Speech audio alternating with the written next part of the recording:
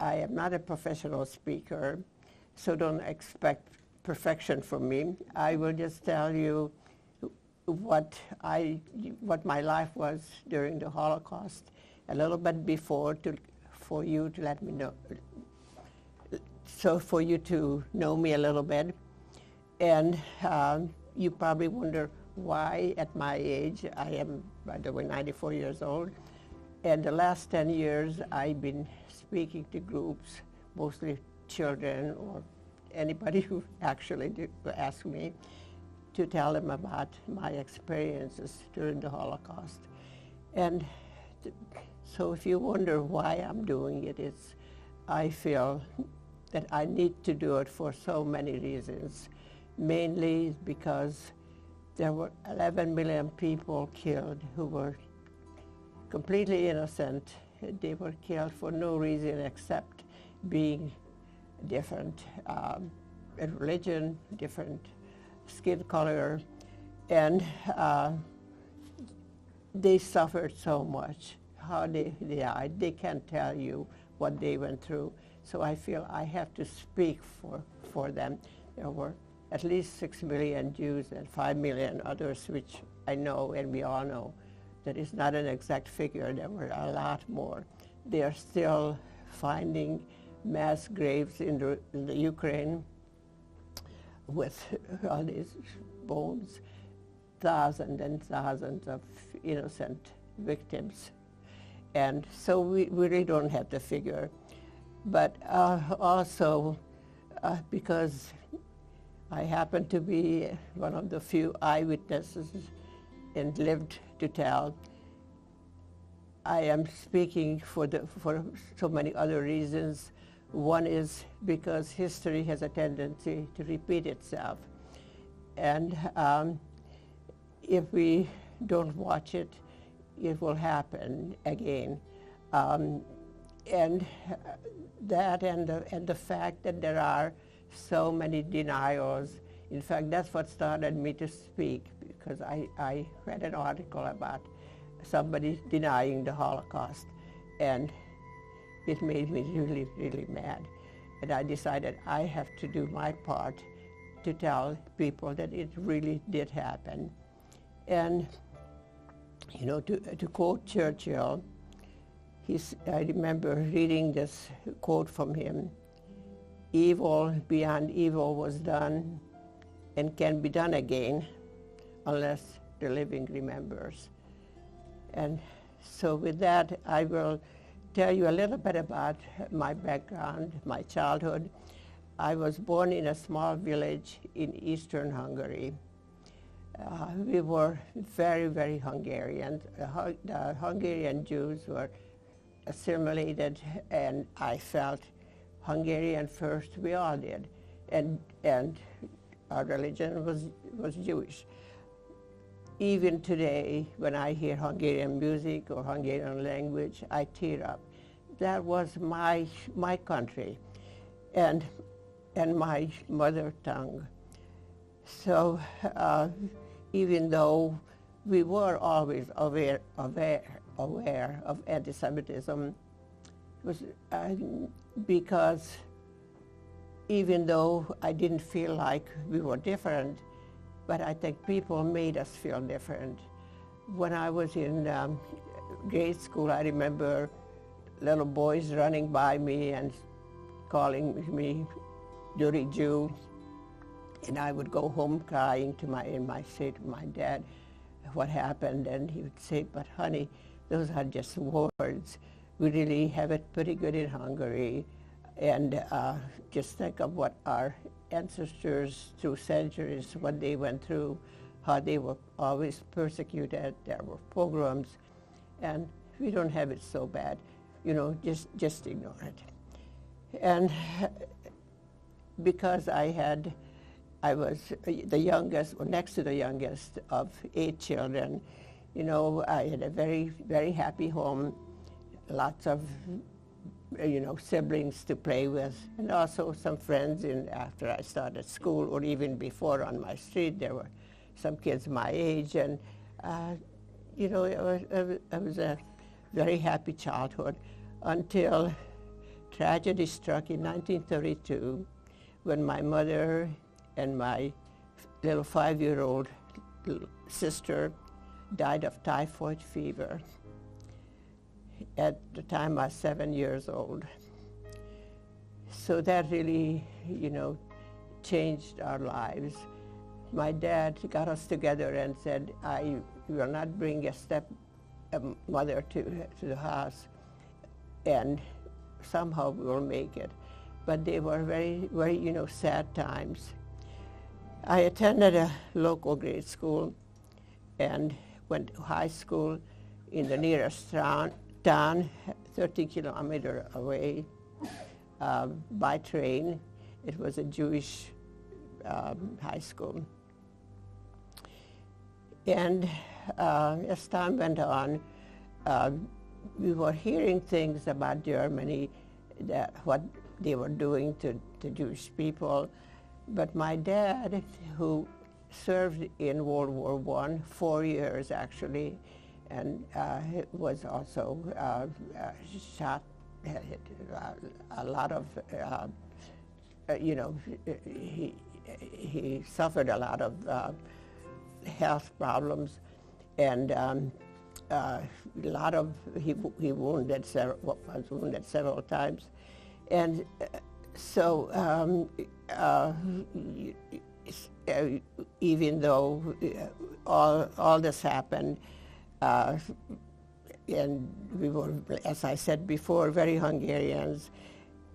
But he also, when the news hit us about Germany, he would say, oh, those are just vicious rumors. The Germans are not like that. I served with them. I know them. They're cultured people. They just couldn't do the things that all these rumors are about. And so we lived in this delusion that everything is fine, and we knew, heard news about Germany taking over different countries, but because Hungary was always allied with the Germans, we didn't think we had anything to worry about. So by the time that it actually, affected us, changed our lives, it happened in March 19 of 1944. The German army invaded Hungary, and that's when my idyllic life became a nightmare. By then, actually, my siblings left home. As I said, I became the youngest after I lost my little sister, and some of my sisters, they were 12 years younger than I am. Some were already married. My brothers were in the service, which later they had to be transferred to like a slave labor camp for the Hungarian army, and also combined with the German army. So by then, I was alone with my dad. I enjoyed just having him all to myself. Like I said, before they occupied Hungary, my whole life was about my dad, whom just the fact that he was now all to myself. I didn't have to share him with my siblings. We would walk. My highlight of my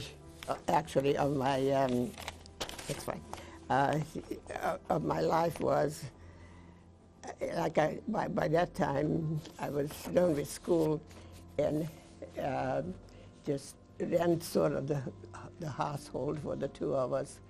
And on Saturdays I would go to synagogue with him, which was in the nearest town, 3 kilometers away. We would walk, and sometimes we wouldn't even speak. I just would hold his hand, and that was everything to me. But then, after the Germans came in, as I said, our lives dramatically changed.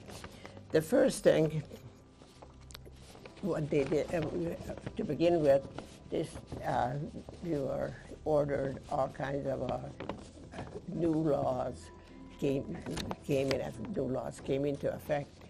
And the first one was we had to wear, every Jewish person had to wear the yellow star, the Star of David, on all our clothing. We had a curfew, 2 hours from 3 in the afternoon to 5. It's the only time we could leave our homes. Of course, all Jewish businesses were taken, and no compensation. They just had to be turned over to Aryan people. And we had to turn in all our valuables. We only got half a ration.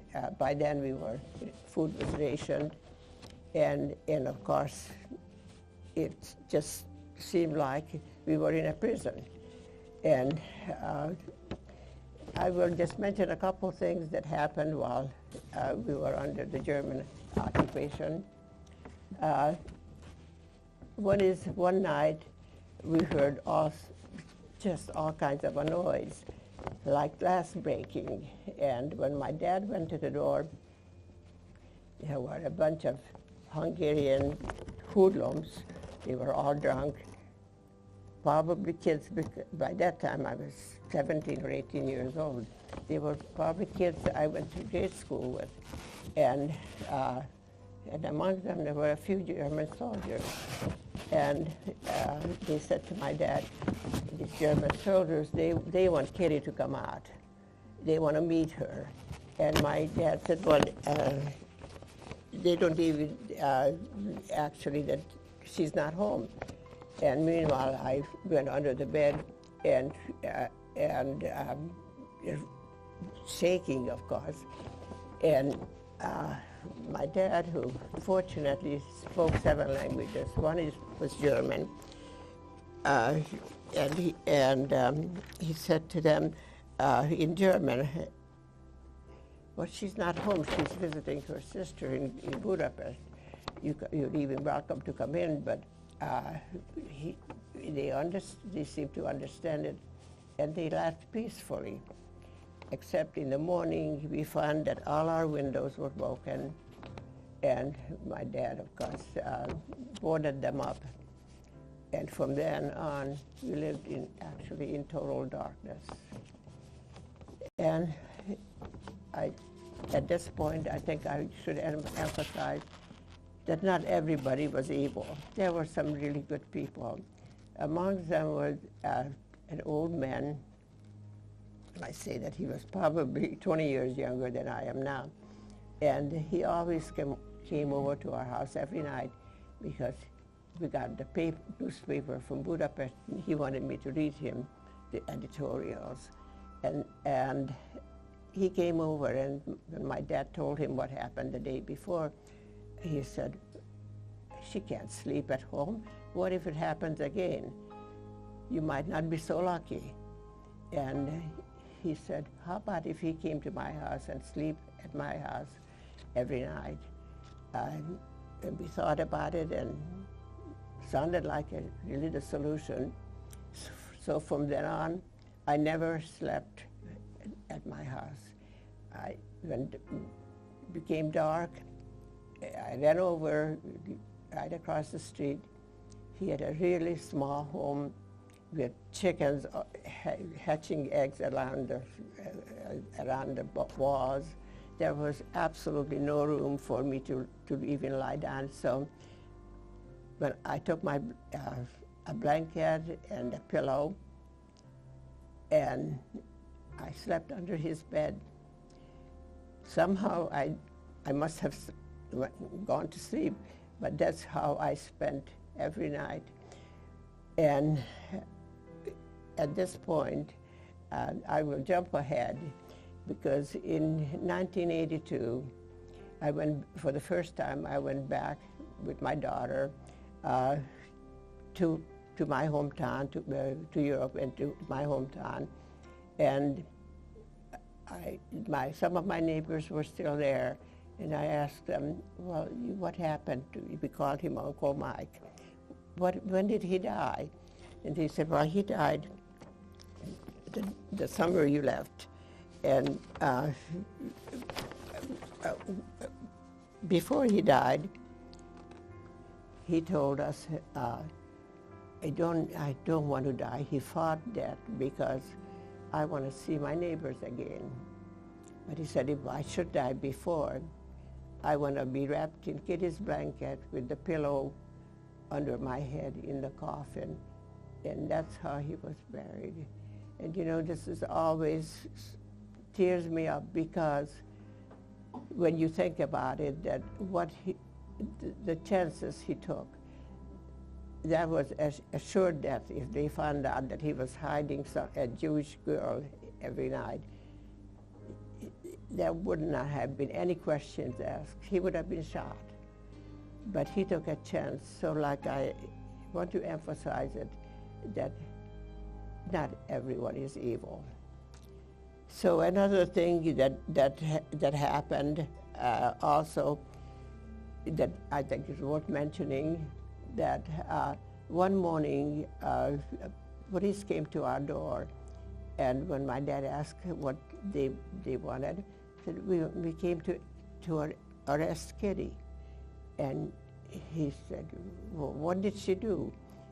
And it seemed that somebody reported me that when I was out the day before, on a Sunday afternoon, I met some of my girlfriends in a park, and you know, it was a magic couple of hours with being with young people again. And I know that, of course, I wore my yellow star, but you know, somebody reported it, and of course, his reward would be against mine, and they just accused me that no, she did not wear her star. And of course, there was also reward. For anything that you accused a Jew, I was, you know, taken the word from word, and they, you know, so I'm sure that whoever reported me got a reward. So they handcuffed me. If you can imagine, 18-year-old who never did anything in my life. And they put me on a wagon, horse-drawn wagon, took me 8 miles to a nearest town.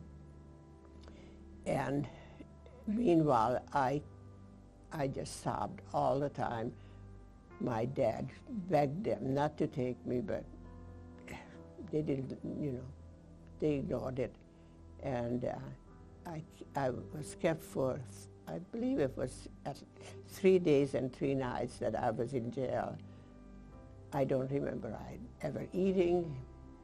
And finally, this lady, who's I think being shown now, in 1982, she was a young girl, and she used to work for us actually. And she came and she bailed me out. And we never discussed it, what my dad had, how much money it took to bail me out. But they made us walk home the 8 miles. But I was so happy to see my dad again. And so he never discussed it with me, because it was better that I didn't know that what it took to get me out of jail. So it got to the point where even though, like I said, there were people who really took chances of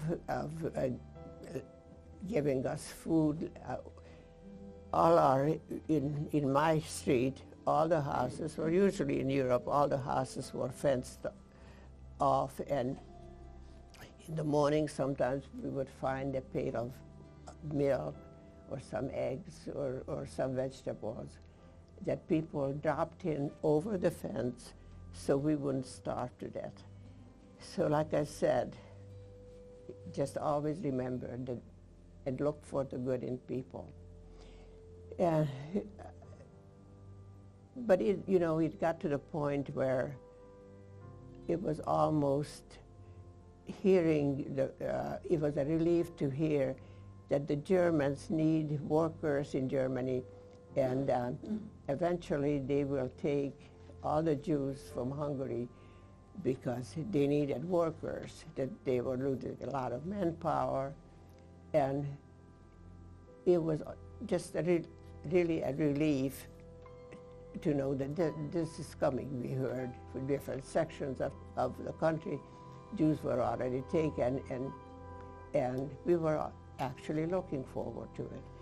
So in about April, we were ordered to pack our belongings, 40 kilograms, and some clothes and some food, because we wouldn't be getting any food.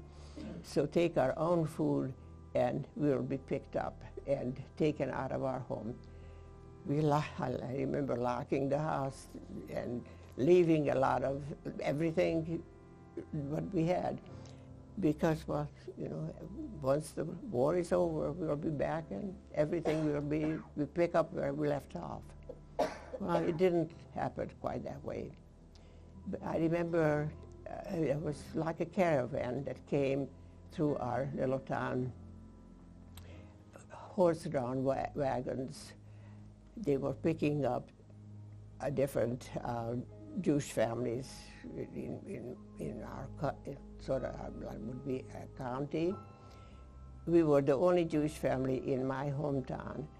There was one family who was a Jewish man who married a Christian lady who converted, and they had 2 kids, and they had a girl who was my age. The boy was already in labor camp.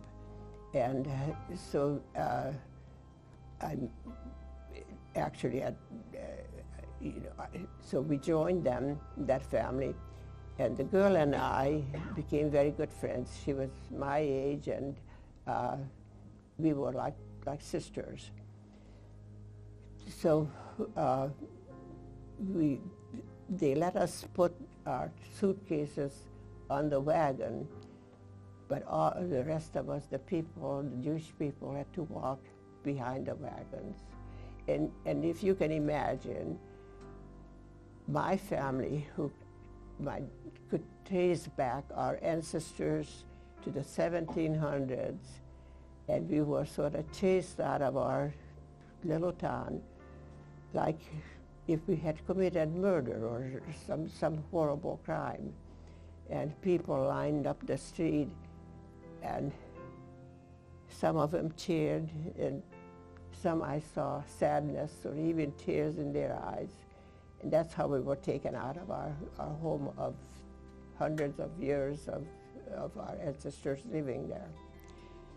It was so dehumiliating. You can imagine my 65-year-old dad with white hair walking behind walking along the wagons. We went from town to town, pick up other Jewish people. Finally, we wound up in a larger, what they call ghetto. And from there, we were there several weeks, practically starving, and guarded, with vicious dogs and vicious soldiers, Hungarian soldiers, because through my experience, I will say the Hungarians were worse than the Germans when it came to cruelty, our own countrymen.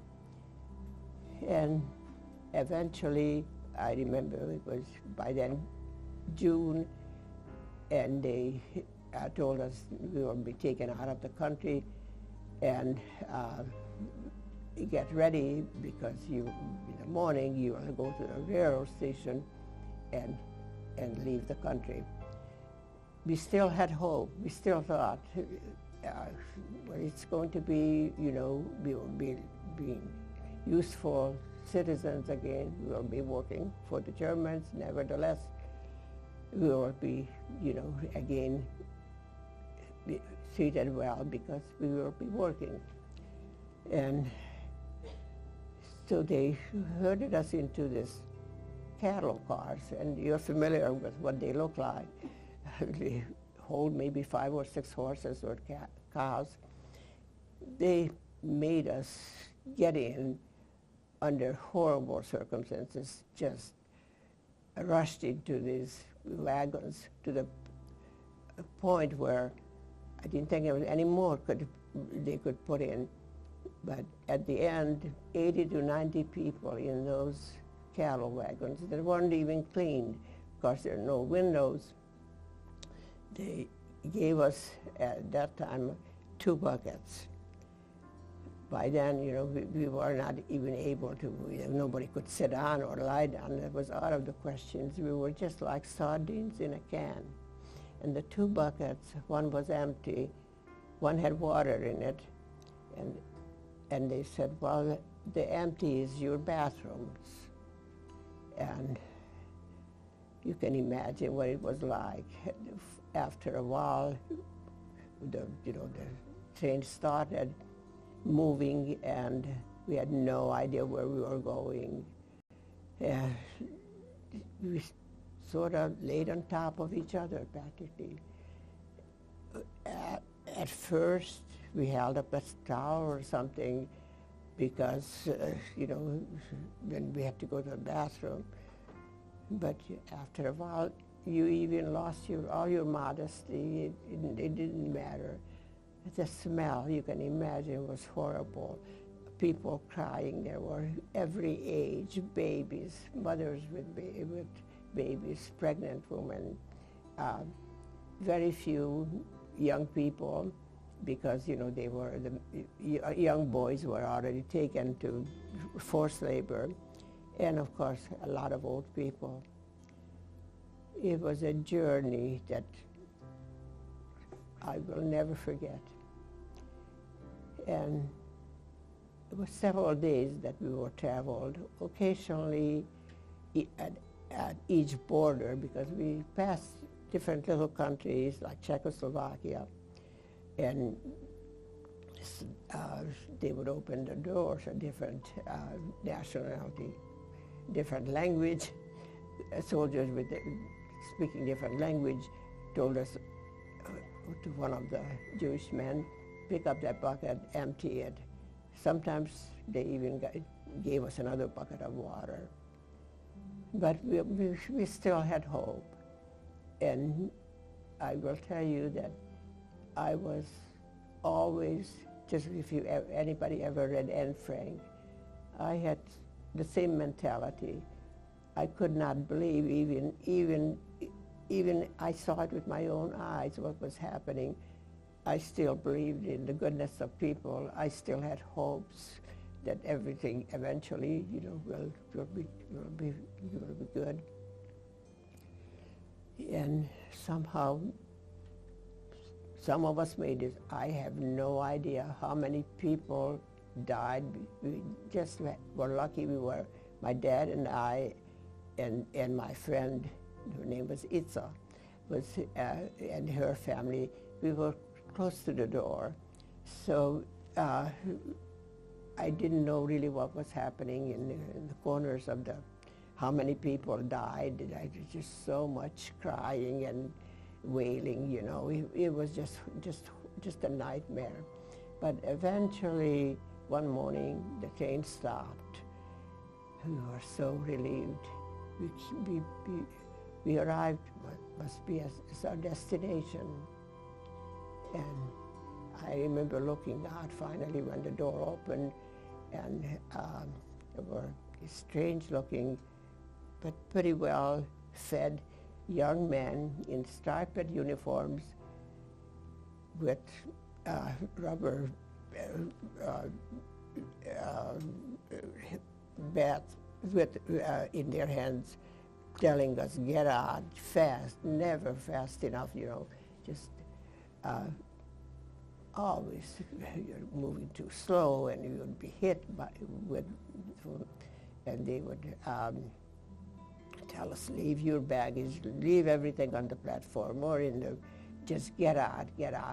And then it was so well organized. later we found out they were actually Polish Jewish young men who were, well, we didn't know actually right away where we were. We finally saw the name Auschwitz, which was the Polish name of German Auschwitz, and also saw this gate in front of us that I know you heard of it. It's a very famous, huge iron gate with the words on it in German, meaning work sets you free. And again, you know, we started hoping, and we came to work, and we were told to form different lanes. My dad somehow taken from me, or was told to go to with the family of my friend's parents. They were shown to go to the left. My friend and I stayed in the right, and then I realized that where I looked at next to me were a line of young men, and to the left, all the older people, mothers with babies or pregnant women. And I find myself in this line where there were young women, sort of my age or older, because I was 19 by then. And up in front of us, there was a platform with up high with a young German officer sitting in a chair, immaculately dressed in white uniform with two German Shepherd dogs on his side. And with his index finger, he was showing people which line to go to. And when I walked with the other Hungarian Jewish young woman, he showed us to go straight. And I don't even remember what I said to my dad. Probably said, "I'll see you later," because we were told by these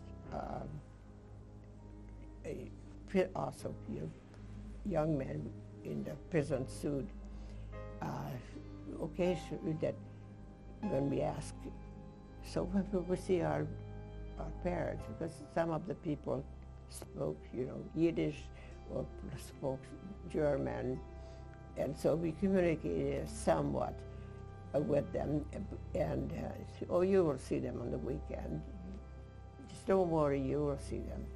And so, of course, I believed.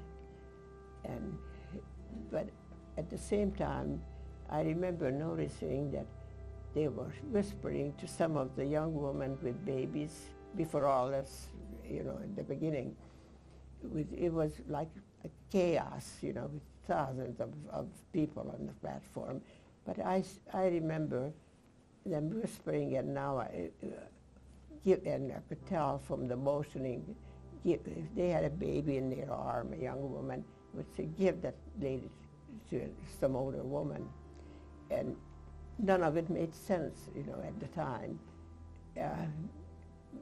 Or sometimes the woman refused and held onto the baby and was sent to the left. Well, everything was a mystery, but again, I still believed it.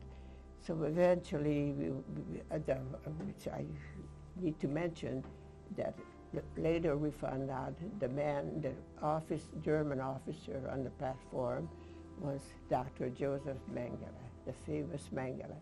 He did all the selection. And so my group eventually was made to walk miles and miles, and I know now that we arrived in Auschwitz, but the death camp actually was in Birkenau, just huge, just amazing. It had to hold millions of people. And that's where we had to walk. And it's a distance. It's probably 10 miles. I know when I visited, you know, we had a cab, and it was about, you know, a long journey to our camp. And we were led into a huge building, like a huge auditorium, where we had to take off our clothes. Then we were shaved, and we were told that now you are going to take a shower. Because by that time, we were dying of thirst and hunger.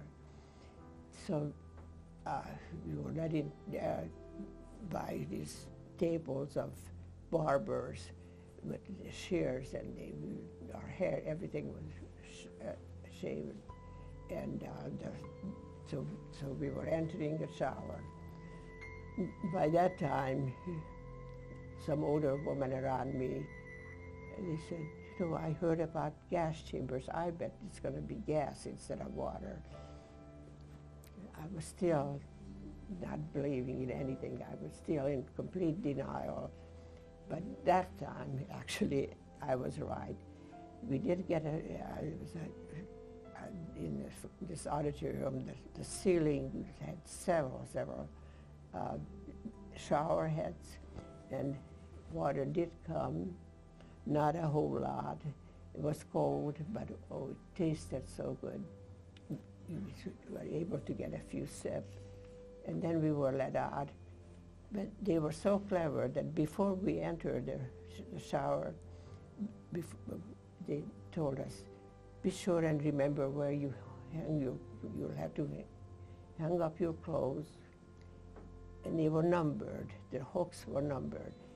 You remember where you put your clothes. Tie your shoes so you can find them when you come out of the shower. And you know, it was deceit. We were deceived all the time. When we came out of the shower, there was no clothes, no shoes, with a heap of rags and some wooden shoes. They threw us rags, cover yourself, and we sort of exchanged clothes between us and covered our bodies, of course no underwear, wooden shoes that I'm sure that they stole from Holland, which we were not used to wearing. But you know, we did got our bodies covered and started again walking, and they took us to finally to our barracks that was newly created. It was so many Hungarian people coming that they didn't have room to put them, so they built these temporary buildings, no windows, just huge enclosure. And by that time it was night, and he told us, go and lie down. But on the way over, as we were walking that long several miles, we saw all these camps around, all these, and they're all fenced with electric wire, which we didn't know that was hot as well. And people walking around, women, they looked like people, but they looked more like skeletons. And he kept yelling, where are you from? What country are you from? And here they spoke, and I remember thinking, at camp we will never be like that, like then. And so that was the first sight that I remember seeing. So somehow we found a place to lie down, more again like sardines. And so that was my introduction to Birkenau, because right next to me that night, a woman died of some diabetic coma. And to witness it at my age, and never saw somebody die right next to me. And somehow, you know, we got used to it. 4 o'clock, we woke up. Our routine was that. Also, we were counting. It was every day twice. We had what they called in German Zellapil to count it. And it was a form of punishment because the weather was either, you know, if it was raining, we still stood for hours on end. The sun was shining on us.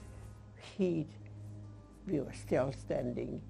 And by that time, there were some, they used some of their own prisoners to guard us, but also we were under German, mostly women prisoners. You know, if I try to describe you, Birkenau, it's just, I can say that it was the most desolate place on this earth. With all the chimneys that I saw and all the smoke I smelled and the flames, and I still, if you believe it, that I was either very, very stupid or in denial, I don't know what but I still thought that everything will be same eventually, and I will see my family. I lived in this, I was in this illusion that around me, death everywhere. People were either dropping dead or touch the wire at night, and there'd be bodies all over. Since you're grown-ups, I can be really frank with you, because you probably even heard about it, but I won't give you any nightmares. And you live with it. You just still live. I lived in hope that I will see my family, and that made me, you know. So I stayed with my friend Itza, and I just hung on to each other. But one time I was walking, and because in the daytime there was lanes, you know, between the barracks, and we were enclosed with electric wire, but we could walk from one barrack to another. We did not work. Had very little food, which I don't even want to go into it. Just, I think 300 calories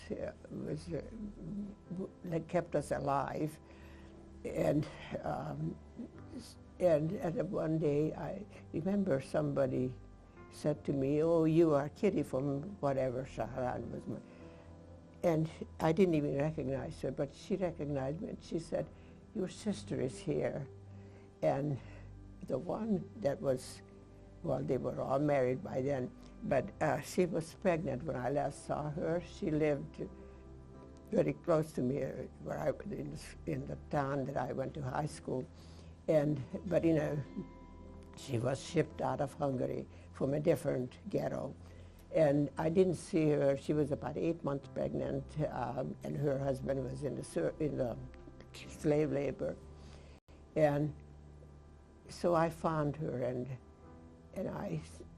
she looked terrible, and I said, "But what about the baby?" She said, "Oh, the baby died in the ghetto.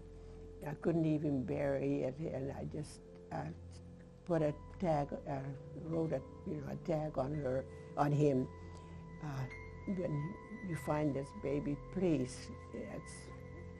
She named him after my brother, who was killed in the service, and please bury this baby, because we know that probably didn't happen. And she was in both mentally and physically just horrible shape. And so I felt like, oh my God, I was put here by God to take care of my sister. You know, I was 12 years younger. I became the adult. and I fought for her. So I asked, the reason I am even telling you about what happened, because my friend, I asked her, the hometown friend, to come with me, and I need to take care of my sister. I have to move in with her, and you know, they couldn't possibly count the people alive or dead. I mean, it was just, it wasn't possible, so it didn't matter.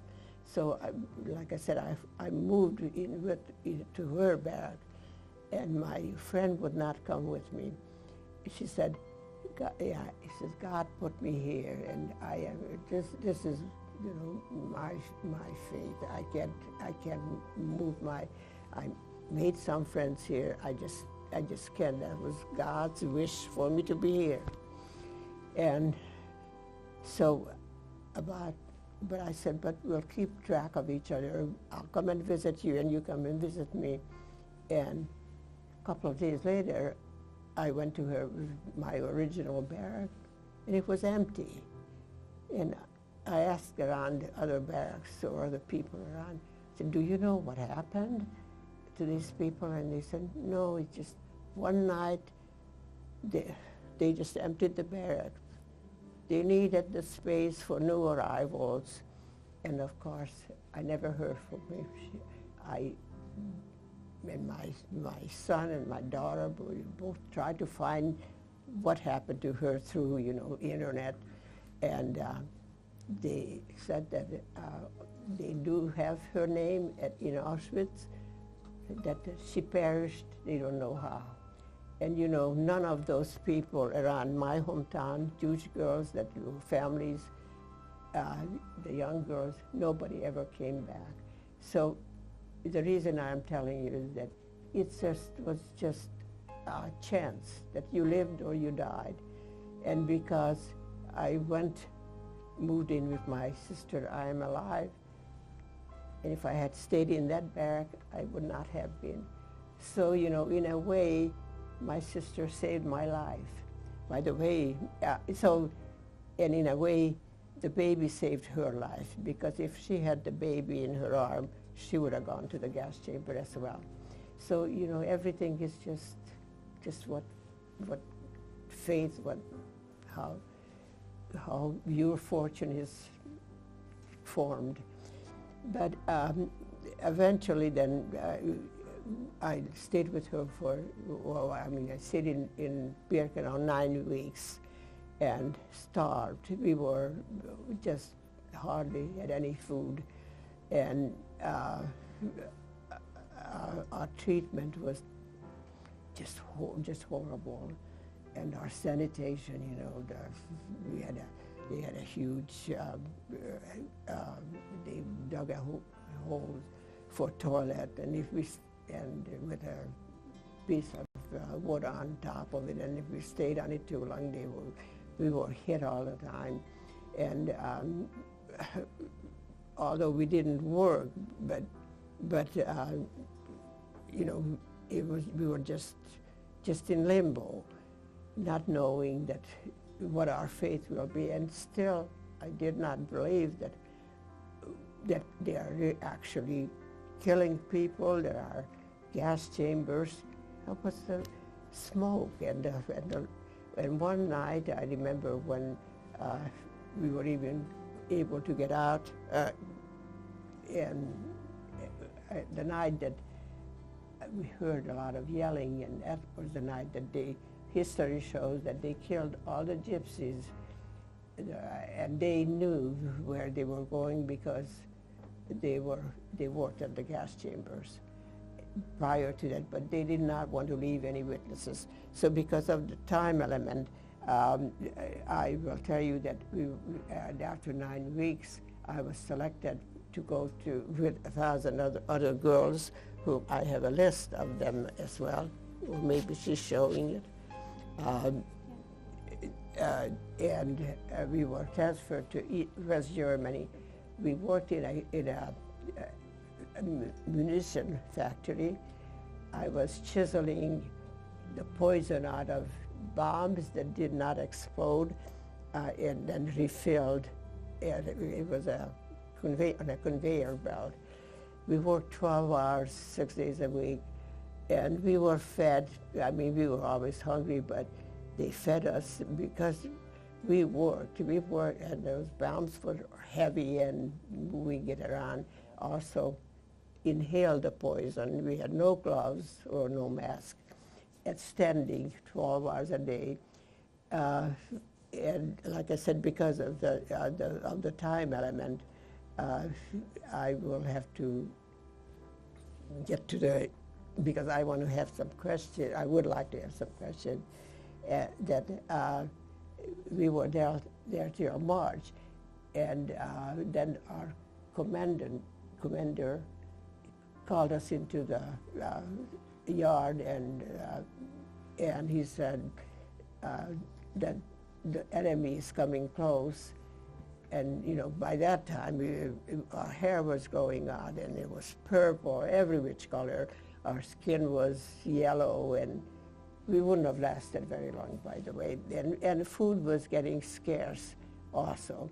But he said, because of the enemies getting close, my staff and myself are going to leave the camp and go back more into West Germany, and you can come with us or you can scatter. And the 20 girls in my room that we became friends, we scattered, and most of us did. Some of us followed him, and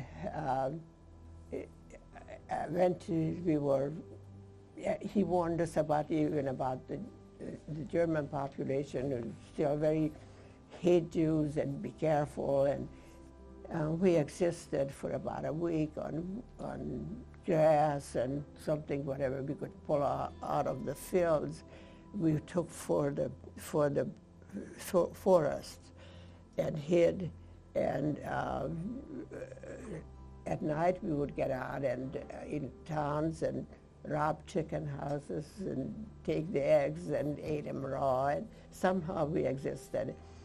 And on April 1st, 1945, a group of American Air Force men, we saw them on a distance, waved to them, and they drove over to the field where we were hiding, and we were liberated by them. And I want to add to this that our commander, also history shows that he had an order to take us on a death march to Buchenwald, which was 100 miles, and the only working gas chamber, and to the gas chamber, because they did not want to leave any witnesses. But that man, we all owe our lives to it, because there was 997 of us were liberated eventually, and only one died of natural causes, and 2 of them were pregnant, and they were sent back to the gas chamber to Auschwitz, because this was a work camp. And of course, I don't have to give you a lecture like I do to the kids about what happens when we discriminate, and how genocide happens because we think that because somebody is a different color skin or worshiped differently, that we have a right to say this person should not be alive. And so I don't have to speak to you like I do to the kids, and because I think you know what happens when we discriminate, and even it's happening now in a different form, because the Holocaust is was different because they built actually factories to kill people. But now it's a different method, but it's still going on, and I guess it's just human nature because you read it in the Bible. Genocide is just a man's way of evidently of some evil people way of living. So I also usually for the kids I quote something that I may have lost it at this time. Yeah, I don't know if you have it, but if you, the quote from the Reverend, or is it on? No, that one. Oh, the one other thing that she just showed me, reminding me that after liberation, when I met one of my sister found me, who was in Auschwitz at the same time, and she worked at the gas chambers, sorting clothes of the ones that they gassed, and the Germans needed all the clothes. You know, they were losing the war, so she and this group of Hungarian Jewish women were put in this barrack where they were sorting clothes, and one night when she came home, one of her camp mates said, "I found this picture, which is up on the screen now, and I think that's you in a men's overcoat today." So we know when it was my dad's overcoat, because that was my sister's wedding, and it was in my dad's overcoat. So here, I thought he was, to that, until she showed me this picture, I still believed and was saving sardines that I had so much of it because we worked at an air base, and we had a lot American air base, and we had a lot to eat, and we were getting care packages from this country. And it was always full of a lot of sardines, and I didn't like sardines, and my dad did, and it was such a delicacy and expensive at home, and so I was telling my sister when she found me, I said, "Look what I saved for my dad," and she looked at me like I was crazy, and she said, "You were in Auschwitz, and you think our dad is alive?"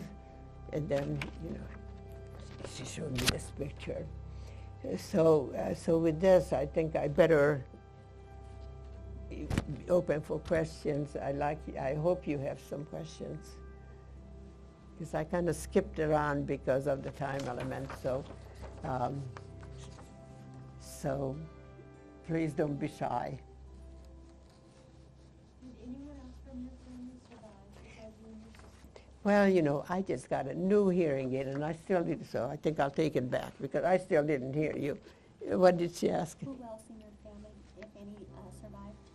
Who survived? Well, I was really, really fortunate because, of course, my dad, one brother who was killed in the fields. They put the Jewish laborers in front of the invading army of Germans and Hungarians who were trying to, invade Russia, and their job was to find the field mines. And my one brother and the brother-in-law, the husband of this sister, they both were killed that way. And of course, I had no cousins, aunts, or uncles, or anybody, or classmates. I mean, we were just so fortunate that somehow or other we were right age, evidently, because we all had to work, and that's how we survived. So, like I said, that's very rare that many of us. Of course, now they're all gone because I was the youngest. Anybody else? Do you recall how long the train ride was? That one? How long was the train ride? The train ride? What? The train ride to Auschwitz? Is she? How long was the train ride? Well, you know, I think it was about 6-7 days. It was long, very long. Maybe if you have a few minutes yet.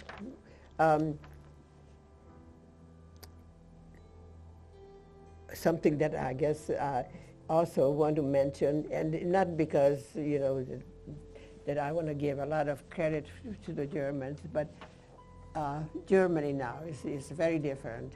And in 1991, I think, I got a letter from the mayor, I guess, of the town that we worked. And you did have a picture of the factory. Mm-hmm. And he was saying that they are organizing a reunion for us in his town. And so, make a long story short, what happened is that that in 1991, that generation, they were either children or grandchildren of the original people that under Hitler, and they were very curious that because when they were kids, and usually in bed when our group walked through their cobblestone streets, made a lot of noise with our wooden shoes, and you know, because there was split into two groups, and the factory was open 24 hours. And there was, you know, several times that we walked through. In order to get to the factory, we had to walk through their town. And they remembered all the noise we made, and they were curious. They wanted to know from their parents or grandparents who we were. These were people that were, by then, the town has doubled, tripled in size. And they were like the principal of the high school, teachers, and you know, the leaders of town. And they got together and said, well, there was something going on because all this noise when we were kids. And of course, the parents and grandparents were in complete denial. They didn't know anything about it. So they went to Auschwitz, and they found this list that I do have with me, and I think she can show it probably. I don't know if it's in there, in your belonging. So, but anyway, they found this list, and they raised money, and they decided to find us. And of course, by then there were computers and internet and all that, and they didn't find all of us, but 333 of us. They offered us, plane fare and accommodations in their town. They wanted to have a reunion for us. Like I said, 333 of us went, and we were represented from every continent. We scattered all over. And you can imagine when they rolled out the red carpet for us, how we were greeted. And it was like magic. They had a woman who served us food. They had tears in their eyes. They were asking us for forgiveness. So they even created, believe it or not, built a little museum in our honor, and there was a sculptress between us who created this. You can pass it around. This sculpture in front of the little building. and showing it's like the boy's done, that sculpture, that a boy holding up another boy, and even though this woman didn't know about that, but anyway, here's the picture of that, and with this little building attached to a townhouse or something, to some kind of official building, and the walls are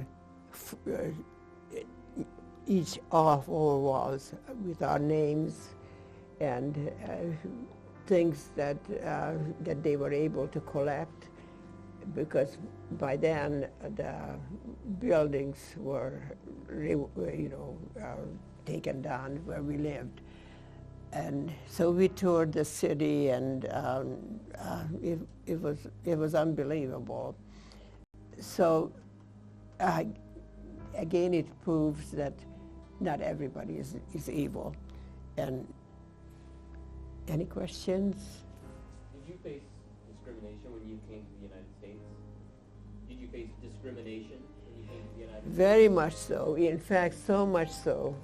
So to begin with, I met my husband, who was from Council Bluffs. He was a pilot, a lieutenant, and because I worked in the officers' mess hall, anyway, he asked me for a date, and we fell in love, and we wanted to get married.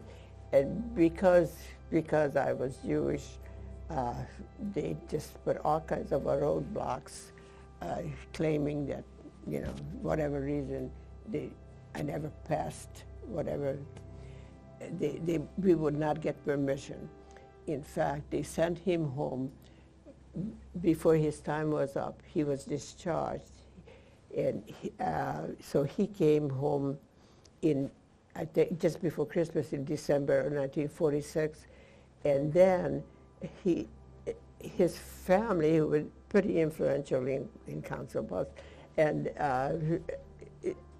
tried everything through senators and congressmen to get me over here, and it took him 6 months. And by then, I think even German war brides were allowed to come. But there was definitely anti-Semitism in this country as well.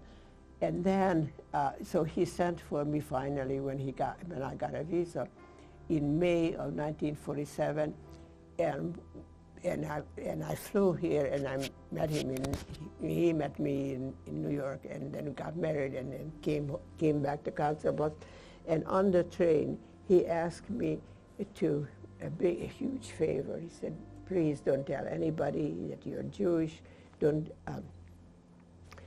tell you we're in a concentration camp, because my family would not accept you, and I want you to be treated well, and I don't want you to have to go through what you went through in Europe, and if we have any children, I don't want them to have to suffer like you did.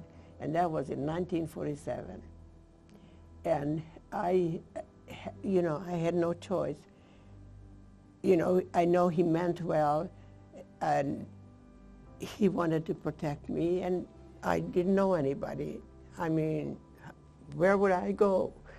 In the Midwest, I didn't know a soul. I had no choice, even though, so we had 3 children, and I did raise them. They went to church and baptized. And then when my kids, when they were teenagers, and also, by the way, it wasn't a story like in the, not because of the religion, but I did divorce him. We had other problems, lots of other problems, and then my kids were then, I think 12, 13, the oldest, and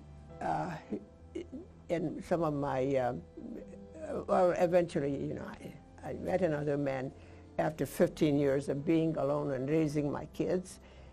And this man, he said, when he asked me to marry him, I said, "But I want to tell you that I am Jewish." And he says, "So?" And he been proud of the fact what I went through, and he, well, of course, he wasn't Jewish, and he was telling, we got married eventually, and he died a few years back, but he was a wonderful stepdad and a wonderful husband, and altogether different. He was proud of the fact who I was, and that's when I started, actually, that I sort of came out, and I started speaking up, and the World Herald picked up my story and had a front page and several pages, a long story. It's 08 is when the World Herald found me or discovered me, but it's very different now. I will say that even to my speaking, because I speak to children and adults, churches, and anybody who asks me, and I find that people are very different in this country, and I hope things, and my faith is in the kids, because they are really informed. They are so articulate. I'm just amazed of the high school kids, how knowledgeable they are, how eager they are to learn. The thank you notes I get, how they will never forget the Holocaust or the discrimination, how they will live up to what I am about, what I'm advising them, to treat everybody alike. We are all God's children, and we're all the same. Inside, we're all the same. So I am very, very hopeful that our country will recover, and that we will all treat each other like we would like to be treated. Anybody else? Thank you so much.